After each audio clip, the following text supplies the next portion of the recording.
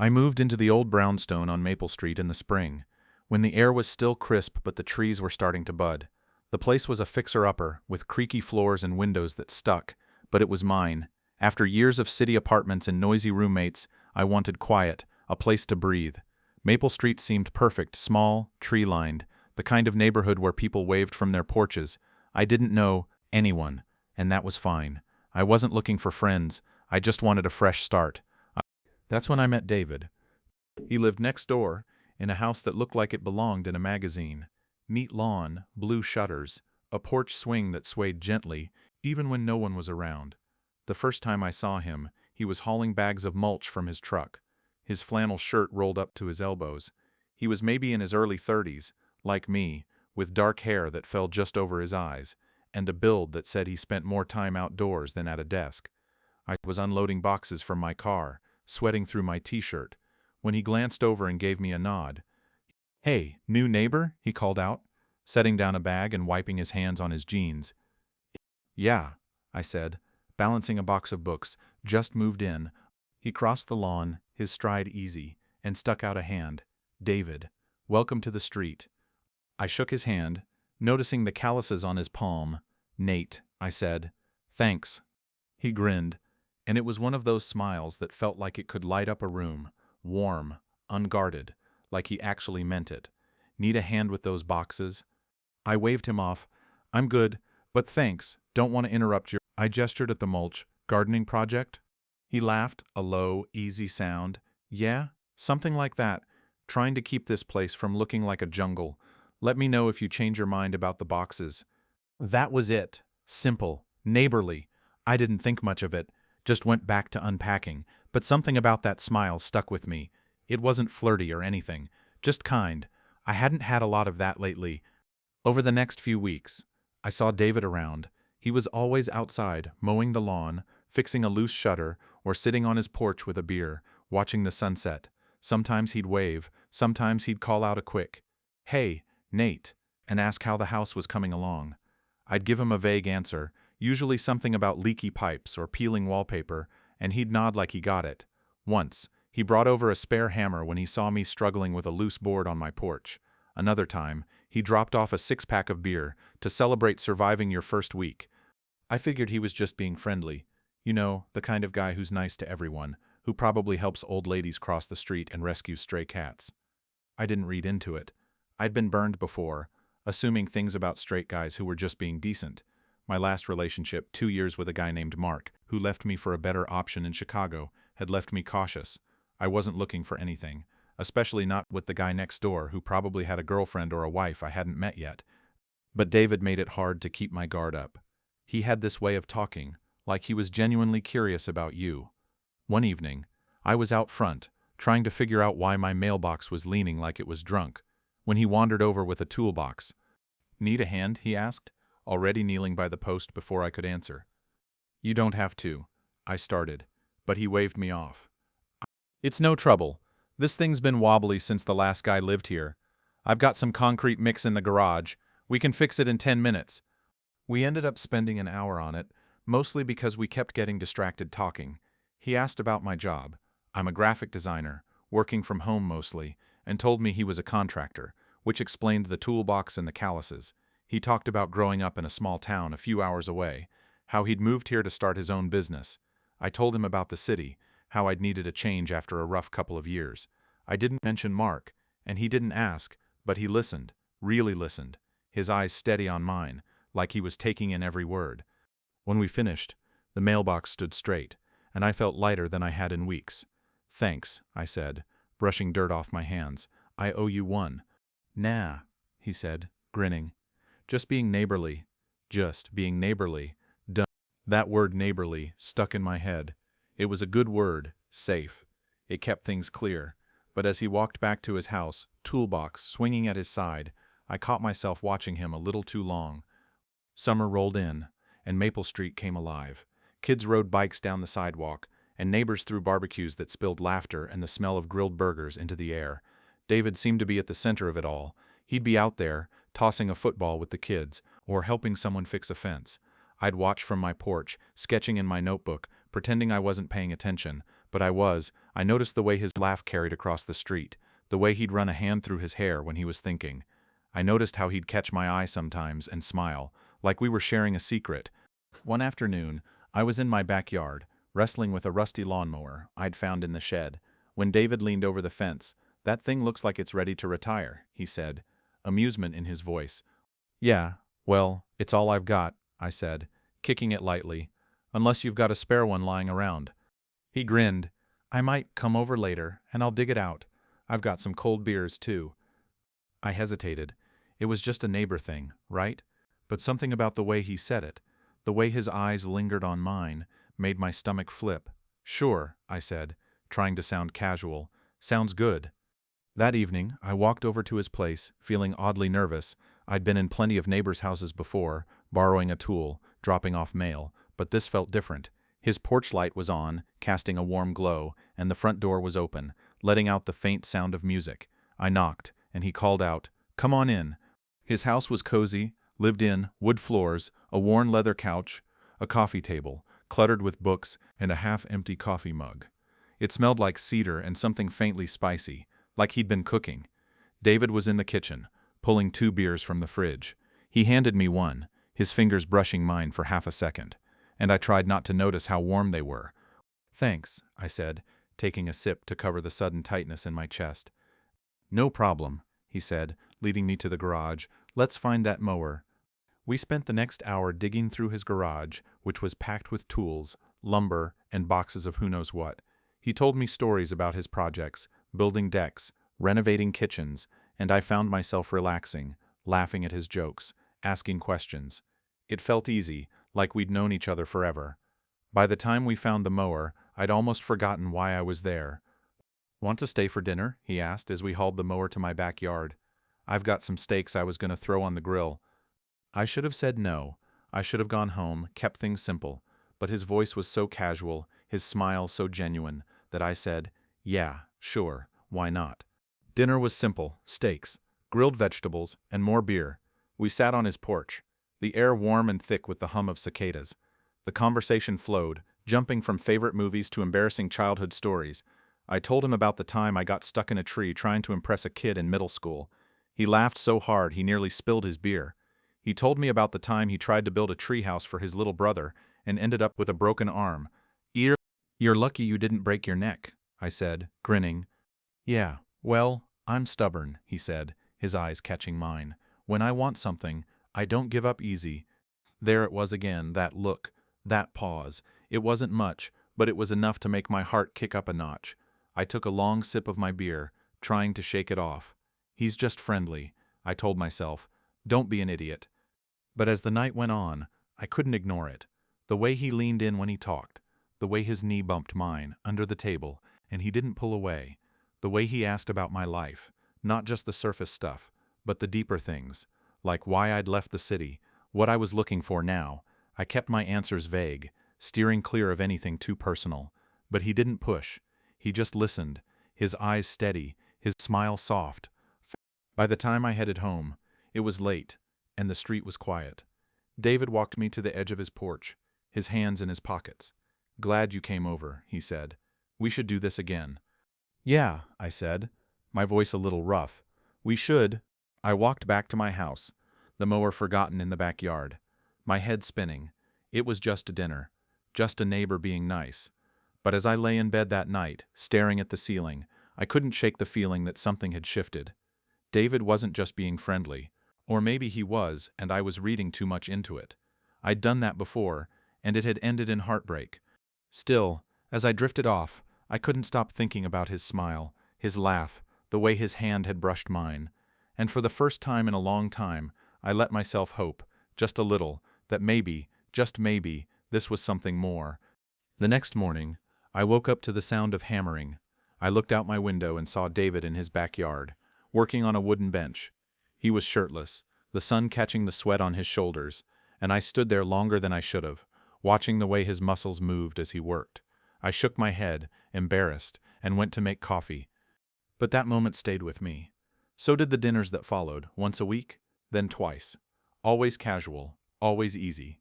He'd invite me over, or I'd ask him to swing by my place for a beer. We'd talk, laugh, share stories. I learned he loved old rock music and hated olives. He learned I was allergic to cats and had a weird obsession with sci-fi novels. It was comfortable, but there was an undercurrent, something unspoken that grew stronger every time we were together. One night, after too many beers and a marathon of bad action movies, we ended up on my couch, closer than we needed to be. The TV was still on, some explosion lighting up the screen, but neither of us was watching. He was telling me about a job he'd just finished, his hands moving as he talked, and I was trying not to stare at the way his lips curved when he smiled. "You ever think about going back?" he asked suddenly. His voice quieter. "To the city, I mean." I shrugged, caught off guard. "Not really. It didn't feel like home anymore." He nodded, like he understood. "Yeah, sometimes you gotta find a new place to fit." His eyes were on mine, and for a moment the air felt heavy, like we were standing on the edge of something. I wanted to say something, to ask what he meant, but my throat was tight, and the words wouldn't come. Then he leaned back, breaking the moment. "I should head home," he said, standing up. "Early day tomorrow." "Yeah," I said, my voice barely above a whisper. "Night." He paused at the door, looking back at me. "See you tomorrow, Nate."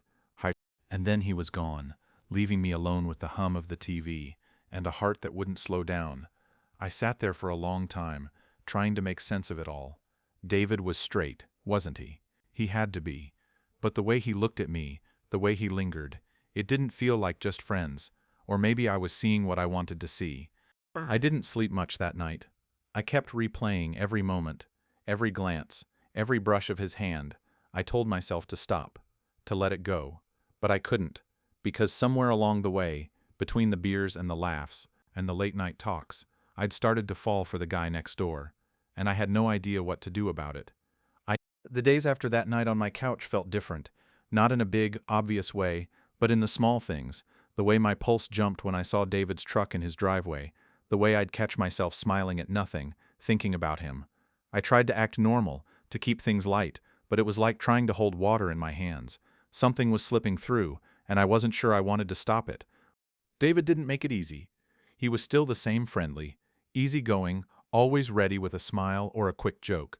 But there was a shift, subtle but real. He'd linger a little longer when we talked, his eyes holding mine just a second past comfortable. He'd find reasons to stop by, dropping off a tool he thought I might need, asking if I wanted to join him for a run. I said yes, more than I should have, telling myself it was just neighbor stuff, nothing more. But every time I was around him, my guard slipped a little further. One Saturday morning, I was in my kitchen, nursing a coffee and staring at a blank sketchbook, when I heard a knock at the back door. David stood there, wearing a faded t-shirt and running shorts, his hair damp from the early heat. "You up for a jog?" he asked, leaning against the doorframe. "There's a trail by the river, nice and shady." I wasn't a runner. My idea of exercise was carrying groceries up the stairs. But the way he looked at me, all hopeful and relaxed, made it hard to say no. "Sure," I said, setting my mug down. "Give me 5 to change." The trail was quiet, just the crunch of gravel under our feet, and the rustle of leaves overhead. David set an easy pace, and we fell into a rhythm, our breaths syncing up. He pointed out little things as we ran, hawks circling above, a spot where the river widened into a calm pool. I listened, nodding, but mostly I was hyper-aware of him, his arm brushing mine when the path narrowed, the way his shirt clung to his back, the plucking sound of his laugh when I tripped over a root and nearly face-planted. "You okay?" he asked, grabbing my elbow to steady me. His hand stayed there a moment longer than it needed to, warm against my skin. "Yeah," I said, my voice a little shaky, "just clumsy." He grinned, letting go. "Good thing I'm here to catch you." My stomach did a flip, and I looked away, focusing on the path. He didn't mean it like that, I told myself. He's just messing around. But the air between us felt charged, like a storm was brewing, just out of sight. We started running together most mornings. It became a routine: coffee, a quick stretch, then the trail. Afterward, we'd sit on his porch or mine, cooling off with water or beer, talking about nothing and everything. I learned more about him, how he'd always wanted to travel, but never had the time, how he'd built his business from scratch after dropping out of college. He asked about my art, why I'd chosen design over painting, what I wanted to do next. I wasn't used to someone caring about that stuff, not since Mark, and even then, it hadn't felt like this. With David, it was like he saw me, really saw me, and it scared me as much as it thrilled me. One evening, after a run that left us both sweaty and laughing, we ended up at his place. He'd offered to cook, saying he made a mean pasta, and I wasn't about to turn down a free meal. His kitchen was warm, filled with the smell of garlic and tomatoes simmering on the stove. He moved around with ease, chopping herbs, stirring the sauce, while I sat at the counter, sipping a glass of wine he'd poured. "You're pretty good at this," I said, watching him toss the pasta with a flick of his wrist. He glanced over his shoulder, smirking. "Told you, my mom's Italian, so I had to learn or get disowned." I laughed, but there was a pang in my chest. My own family wasn't much for cooking or closeness, for that matter. Growing up, dinners were microwaved or takeout, eaten in silence. I didn't talk about it, though. David had a way of pulling stories out of me, but some things I kept locked away.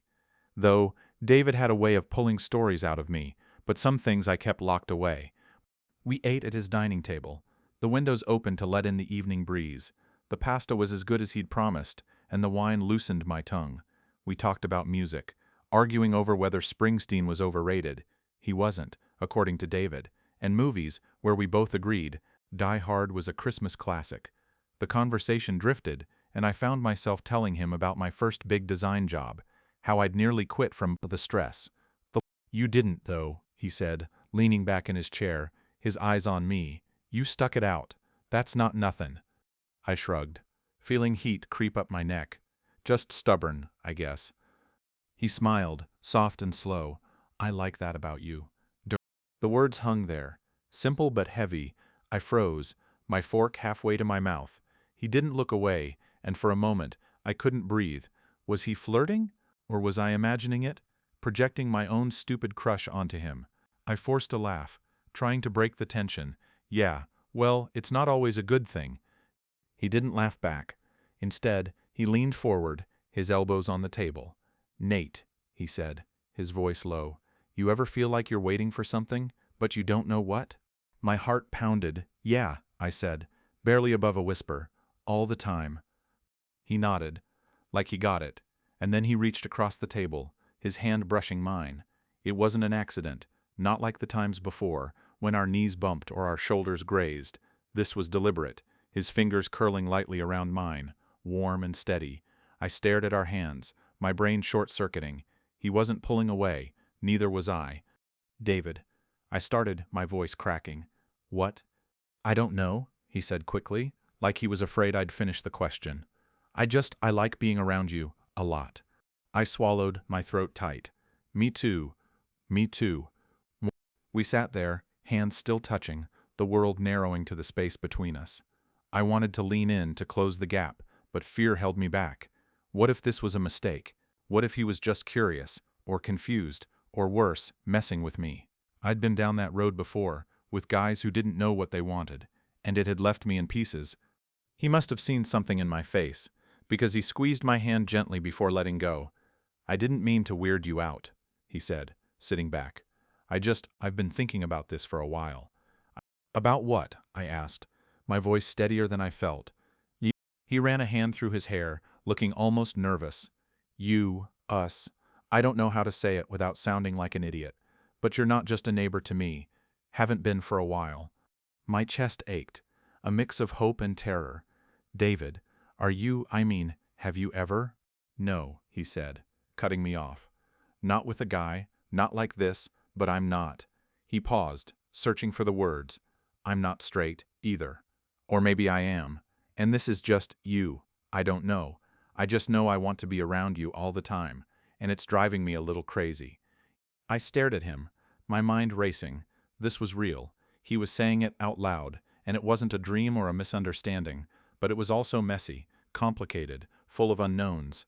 I wanted to grab him, kiss him, tell him. I felt the same, but the weight of my past, of Mark, of every rejection and heartbreak, kept me still. I felt the same, but the weight of my past, of Mark, of every rejection and heartbreak, kept me still. "I don't know what to say," I admitted, my voice raw. "I like you, David. A lot. But I've been hurt before, and I'm scared." He nodded, his eyes soft. "I get it. I'm scared too. I've never done this, but I'm not playing around. Nate, I mean it. We sat in silence for a moment, the hum of crickets outside filling the space. I wanted to believe him more than anything, but trust wasn't something I gave easily anymore. Let's just take it slow, I said finally. Okay? He smiled, a little relieved, a little nervous. Yeah, slow's good. The next few weeks were a blur of tension and possibility. We didn't talk about that night, not directly, but it changed everything. Our runs felt more intimate, our conversations heavier with meaning. He'd brush my arm as we walked, or stand a little closer when we talked, and every touch sent a spark through me. I caught him watching me sometimes, his expression unreadable, and I wondered what he was thinking, what he was feeling. We kept things light on the surface, dinners, beers, movie nights, but there was an undercurrent, a question neither of us was ready to answer. I wanted him more than I'd wanted anyone in a long time, but I was terrified of what it meant. Was he really ready for this? Was I? I'd spent so long protecting myself, building walls to keep the hurt out, and now here was David, chipping away at them without even trying. One night, we were at my place, sprawled on the couch after a long day. I'd been working on a tough project, and he'd had a rough job site, so we were both exhausted, sharing a pizza and a couple of beers. The TV was on, some documentary about space, but we weren't really watching. He was sitting close, his shoulder against mine, and I could feel the warmth of him, the steady rise and fall of his breath. You ever think about what's out there? He asked, nodding at the screen, where a galaxy swirled in a burst of color. Sometimes, I said, glancing at him, makes you feel small, doesn't it? Yeah, he said, turning to me. But it also makes you want to hold on to what's right here. His voice was low, his eyes locked on mine, and my heart stuttered. Before I could think, he leaned in, slow enough that I could have stopped him, but I didn't. His lips brushed mine, soft and hesitant, and for a moment, the world stopped.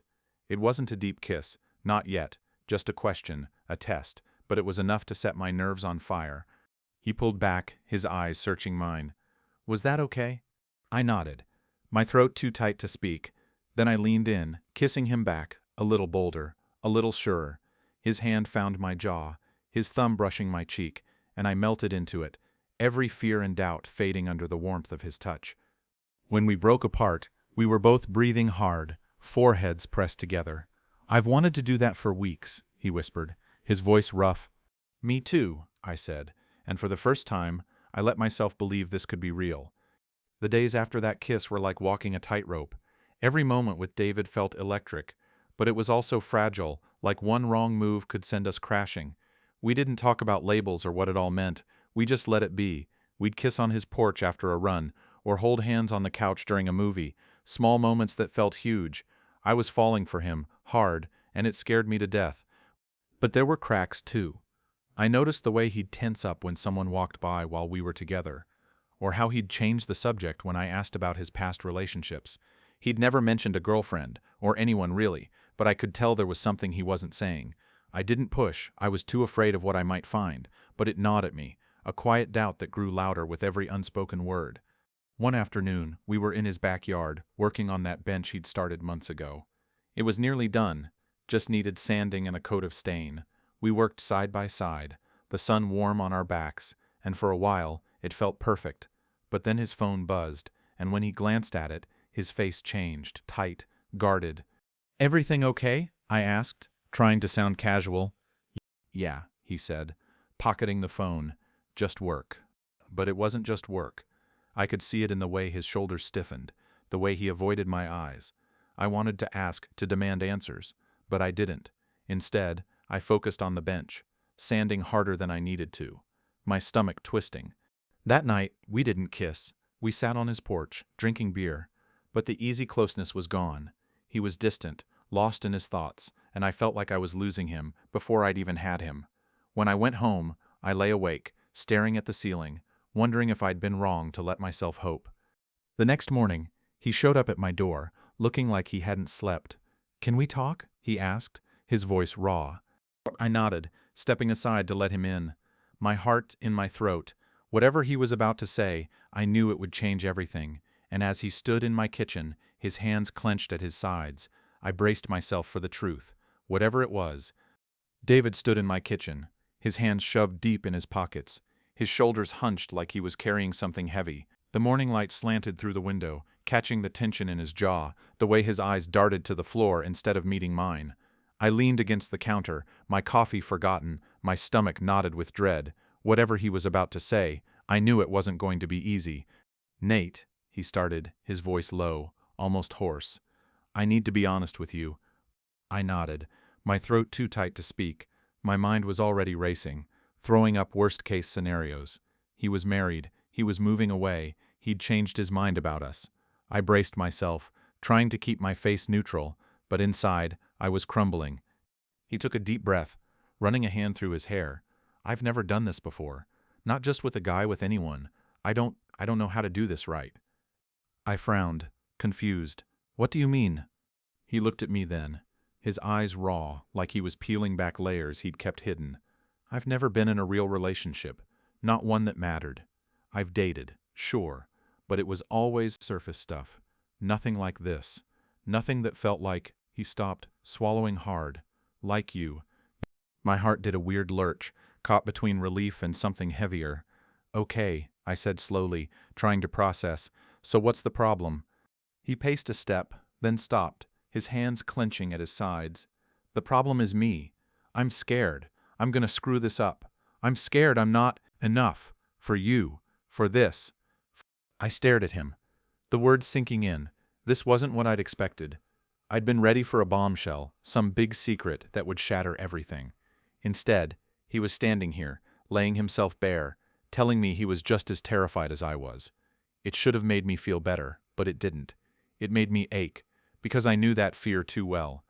"David," I said, stepping closer, close enough to see the faint stubble on his jaw, the way his breath hitched. "You don't have to be perfect. I'm not looking for that.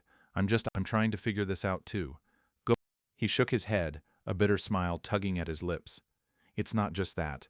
There's stuff I haven't told you about my family, my past. Stuff that makes this harder."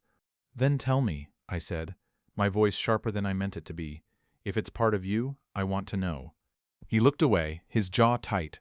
For a moment, I thought he'd shut down, walk out, leave me standing here with nothing but questions. But then he sighed, long and heavy, and sat down at my kitchen table, gesturing for me to join him. He started talking, and it was like a dam breaking. He told me about growing up in a small town, where everyone knew everyone, and expectations were carved in stone. His dad was a pastor, strict and unyielding, the kind of man who saw the world in black and white. David had spent his whole life trying to be the son his dad wanted. Strong, dependable, normal. He played football, dated girls, went to church every Sunday, but there was always a part of him that didn't fit. A part he buried so deep he barely acknowledged it himself. "I knew I was different," he said, staring at his hands. "Not just about guys, about everything. I didn't want the life they planned for me. Marriage, kids, the whole picket fence deal. But I didn't know what I wanted instead. So I just kept going. Moved here, started my business. Thought I could outrun it." I listened, my chest tight. I knew what it was like to hide, to pretend you were someone you weren't. I'd come out in college, and it hadn't been easy. My parents hadn't spoken to me for a year after I told them. But I'd had friends, a community, people who helped me find my way. David hadn't had that. He'd been alone, carrying this weight, and now here he was, trying to figure it out with me. "Did you ever?" I hesitated, not sure how to ask. "Did you ever feel this way before, with anyone else?" He shook his head. "Not like this. There was one guy, back in high school, a friend. Nothing happened, but I thought about it, a lot, and it scared the hell out of me, so I pushed it down, told myself it wasn't real." He looked at me, his eyes searching. "Then I met you, and it's like, I can't ignore it anymore, but I don't know what I'm doing, Nate, and I don't want to hurt you." I reached across the table, my hand covering his. "You're not gonna hurt me," I said, even though I wasn't sure I believed it. "We're figuring this out together, okay?" He nodded, but there was still a shadow in his eyes, something he wasn't saying. I wanted to push, to ask what else he was holding back, but I didn't. Instead, I squeezed his hand, hoping it was enough for now. After that morning, things shifted again, but not in the way I'd hoped. David was still there, still showing up for runs, still inviting me over for dinner, but he was careful, guarded. He'd kiss me, soft and quick, like he was afraid to linger too long. He'd pull back when I tried to get closer, changing the subject or cracking a joke.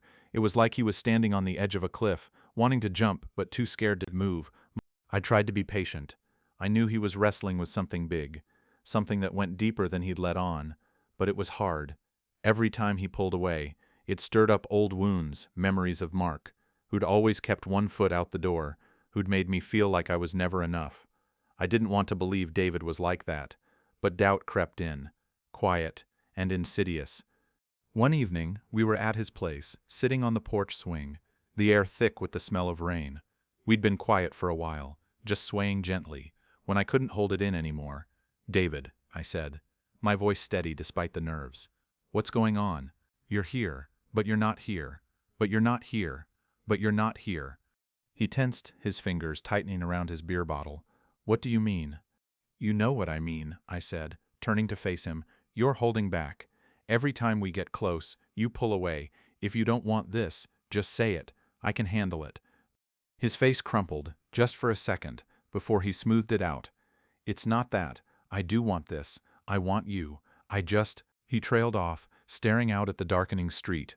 "My family's coming to visit next week. My dad, my brother, and I don't know how to do this with them around." I felt a chill, like the air had dropped 10 degrees. "Do they know? About you? About us?" He shook his head. "No, and I'm not ready to tell them. Not yet." I nodded, trying to keep my face neutral, but inside, I was reeling. I'd been out for years, had fought those battles, and now I was with someone who was still in that place I'd left behind. It wasn't fair to be angry, I knew that, but it hurt, like a bruise I couldn't ignore. "Okay," I said, my voice quieter than I meant it to be. "So what does that mean for us?" He looked at me, his eyes pleading. "It doesn't change how I feel about you. I just need time. Nate, I'm not asking you to hide or anything. I need to figure out how to handle this. I wanted to believe him. I wanted to be the guy who could wait, who could be patient while he sorted himself out. But part of me was screaming to run, to protect myself, before this went any further. I'd been here before, with someone who wasn't ready, and it had nearly broken me. "I get it," I said finally, "but I need you to be honest with me. If this is too much, if you can't do this, I need to know." He reached for my hand, his grip firm. "I'm not going anywhere," he said, his voice fierce. "I promise." But promises are fragile things, and as I looked at him, I couldn't shake the feeling that we were standing on the edge of something that could break us both. The week before his family's visit was a blur of tension. We still ran together, still shared meals, but there was a distance between us, a space neither of us knew how to cross. I tried to act normal, to keep things light, but every time he smiled or touched my arm, I felt the weight of what he wasn't saying. I started noticing little things, how he'd check his phone more often, how his laugh didn't quite reach his eyes. I told myself it was just nerves, that he'd get through this, but doubt was a persistent guest, whispering in the back of my mind. The day his family arrived, I stayed away. I didn't want to be the awkward neighbor hovering around, and honestly, I needed space to think. I spent the day in my studio, sketching designs for a client, but my mind kept drifting to David. I wondered what he was telling his family, how he was explaining me, if he was explaining me at all. The thought twisted something in my chest, a mix of hurt and frustration. I didn't want to name. That evening, I heard voices from his backyard, laughter, the clink of glasses, the low murmur of conversation. I couldn't help myself. I peeked through my kitchen window. David was there, standing by a grill, flipping burgers. A man who looked like an older version of him, same dark hair, same broad shoulders, stood nearby, talking animatedly. A younger guy, maybe in his 20s, was tossing a football with a kid from the neighborhood. They looked like a family, happy and easy, and David fit right in, smiling and nodding like everything was fine. But it wasn't fine. I could see it in the way he held himself, the slight tension in his shoulders, the way his eyes flicked toward my house every now and then. He was playing a part, and I hated how familiar it felt. I'd done the same thing once, pretending for my family, hiding who I was to keep the peace. I didn't want that for him or for us. I turned away from the window, my chest tight. I wanted to be there for him, to be the guy he could lean on, but I didn't know how. Not when he was still holding back, still keeping me at arm's length. I poured myself a glass of whiskey, the burn grounding me, and sat at my kitchen table, staring at the sketchbook I hadn't touched all day. The next morning, David showed up at my door, looking like he hadn't slept. His eyes were shadowed, his hair a mess, and he was holding 2 cups of coffee from the shop down the street. "Can I come in?" he asked, his voice rough. Fruff. I stepped aside, taking the coffee he offered. "How's the family visit going?" He shrugged, sitting at the table. "It's fine." Loud. "My dad's got opinions on everything, as usual. My brother's trying to keep the peace." He paused, his fingers tapping the side of his cup. "I missed you yesterday." The words hit me harder than I expected. "Yeah?" I said, trying to keep my voice light. "Didn't want to crash the family barbecue." He looked at me, his eyes searching. "I wanted you there. I didn't know how to make it work." I nodded, my throat tight. "I get it, but it's hard, David. Being on the outside, not knowing where I stand." "I know," he said, his voice breaking. "I'm trying, Nate. I'm trying so hard to get this right." I wanted to reach for him, to pull him close and tell him it was okay, but I couldn't. "Not yet. What happens when they leave?" I asked. "What happens with us?" He didn't answer right away, and that silence said more than words could. He stood, crossing the kitchen to stand in front of me, his hands hovering like he wasn't sure if he could touch me. "I don't know," he admitted, "but I know I don't want to lose you." I looked up at him, his face so close I could see the flecks of green in his eyes, the worry etched into his brow. I wanted to believe him, to trust that he'd find a way through this, but doubt was a shadow, stretching long and dark between us, and I didn't know how to make it go away. "Stay tonight," I said, the words out before I could stop them. "After they're gone, just stay." He nodded, a small, hesitant smile breaking through. "Okay." And as he leaned in, kissing me soft and slow, I let myself hope, just for a moment, that we could find our way through the shadows together. But deep down, I knew the hardest part was still coming. David's kiss lingered on my lips long after he left my kitchen that morning. His promise to stay felt like a lifeline, but it also weighed heavy, like a stone in my pocket. I wanted to trust it, to believe we could navigate the mess of his family visit and the unspoken fears between us, but doubt clung to me like damp clothes. I'd been here before, hoping, waiting, only to be left picking up the pieces, but David wasn't Mark. He wasn't anyone I'd known before. That was the problem, and the promise, all at once. The rest of the day, I kept busy, burying myself in a design project that was already overdue. My phone stayed quiet, no text from David, and I didn't reach out either. I told myself it was fine, that he was with his family, but every hour that passed tightened the knot in my chest. By evening, I was restless, pacing my living room, the hum of the TV doing nothing to drown out my thoughts. I kept picturing him at his house, laughing with his dad and brother, pretending everything was normal, pretending I didn't exist. When my phone finally buzzed, I grabbed it too fast, nearly dropping it. It was David. "Can you come over? Need to talk." "Can you come over? Need to talk." "Can you come over?" My stomach twisted. Those words, "need to talk," never meant anything good. I typed back a quick "sure" and grabbed my jacket, trying to ignore the way my hands shook. The walk to his house felt longer than usual, the streetlights casting long shadows that seemed to follow me. His porch light was on, but the house was quiet. No laughter or clinking glasses like the night before. I knocked, and he opened the door almost immediately, his face pale, his eyes tired. "Hey," he said, stepping aside to let me in. "Thanks for coming." I nodded, shoving my hands in my pockets to keep them still. "Where's your family?" "They left this afternoon," he said, closing the door behind me. "Early flight tomorrow." So they headed to a hotel near the airport. The air felt heavy, charged with something I couldn't name. He led me to the living room, where a single lamp cast a warm glow over the couch. We sat, closer than we needed to be, but not touching. I waited, letting him find the words, my heart hammering. "Nate," he started, his voice low. "I told them about us." I froze, my breath catching. "What?" "Not everything," he said quickly, like he was afraid I'd bolt. "Not the whole story. But I told them I'm seeing someone important, and that it's a guy." I stared at him, my mind scrambling to catch up. How'd they take it? He let out a shaky laugh, rubbing the back of his neck. "My brother was okay, I think, surprised, but he didn't make a big deal out of it. My dad," he trailed off, his jaw tightening. He didn't say much, just nodded and changed the subject. "That's worse, in a way, like he's pretending it didn't happen." I reached for his hand.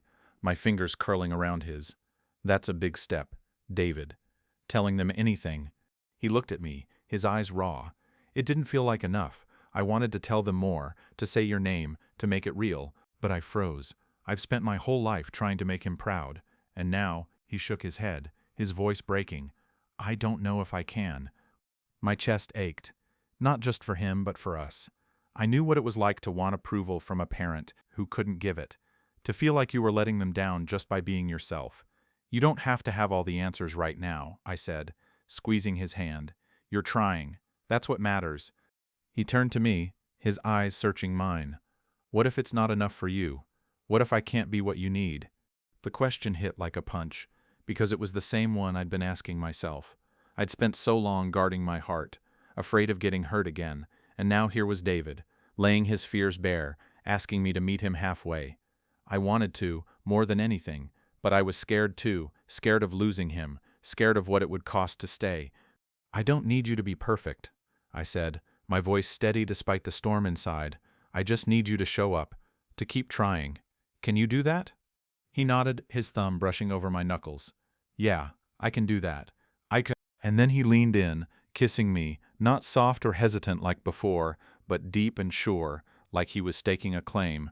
I kissed him back, my hands finding his shoulders, pulling him closer. For the first time, it felt like we were both all in, no holding back, no shadows between us. When we pulled apart, breathless, he rested his forehead against mine, his hands framing my face. Stay, he whispered, echoing my words from the morning. Please, I nodded, my heart too full to speak. And that night, we didn't just stay, we started building something, piece by fragile piece. The weeks that followed were a slow dance of learning each other. David was still figuring himself out, and I was still learning to trust, but we were in it together. We'd run in the mornings, our breaths puffing in the crisp fall air, and spend evenings on his porch or mine, talking about everything and nothing.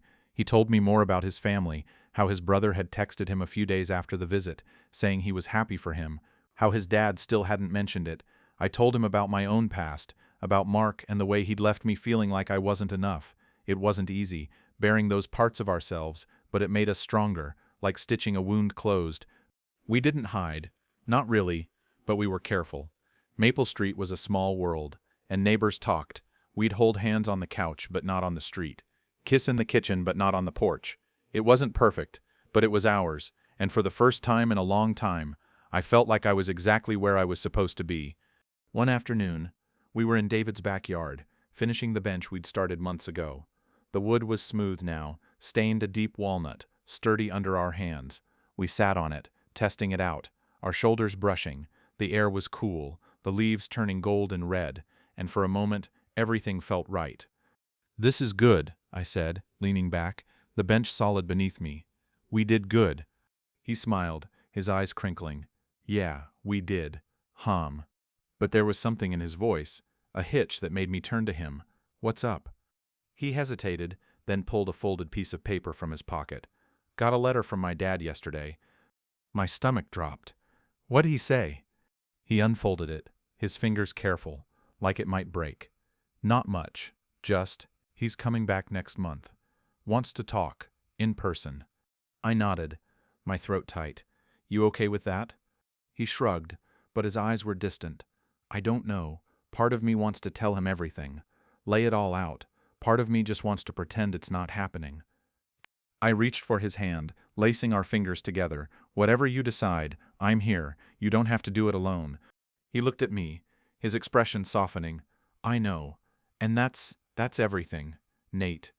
We sat there, the world quiet around us, the bench holding us up. I didn't know what would happen when his dad came back, or how we'd navigate the road ahead, but for the first time, I wasn't afraid of the uncertainty.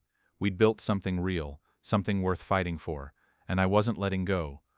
Fall turned to winter, and Maple Street settled into a quiet rhythm. David and I found our own rhythm too. Mornings spent running, evenings cooking together, nights tangled in each other's arms. It wasn't always easy. There were days when doubt crept in, when his past or mine cast long shadows, but we talked through it, sometimes yelling, sometimes laughing, always coming back to each other, sometimes yelling. When his dad visited again, I stayed close but gave David space. He didn't tell me everything that happened, but when he came to my place afterward, his eyes were red, his voice rough. "It wasn't great," he said, sitting on my couch.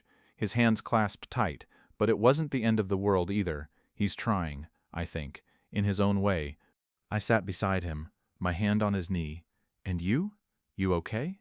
He nodded, leaning into me. "Yeah, because of you. That night, we didn't talk much. We just held each other, the weight of the day easing under the warmth of his skin against mine. It wasn't a fairy tale ending. Life doesn't work like that, but it was real, and it was ours. Months later, spring came back to Maple Street, the trees budding green, the air soft and warm. David and I were still us, still running, still building, still figuring it out. We'd started hosting barbecues, inviting neighbors over, letting them see us as we were. Some raised eyebrows, some didn't care, and that was okay. We weren't hiding anymore. One evening, we were on his porch swing, the same one where we'd shared our first real moment. The sky was streaked with pink and orange, the air buzzing with the promise of summer. David's hand rested on my thigh, his thumb tracing lazy circles, and I felt a peace I hadn't known in years. "You ever think about the future?" he asked, his voice soft. I turned to him, my heart steady. "Yeah, you?" He smiled, that warm, unguarded smile that had hooked me from the start. "Yeah, and I see you in it." I leaned in, kissing him slow and deep, the world fading to just us. We'd crossed lines, faced doubts, and landed here together, flawed but whole. And as the swing creaked beneath us, I knew, no matter what came next, we'd face it side by side.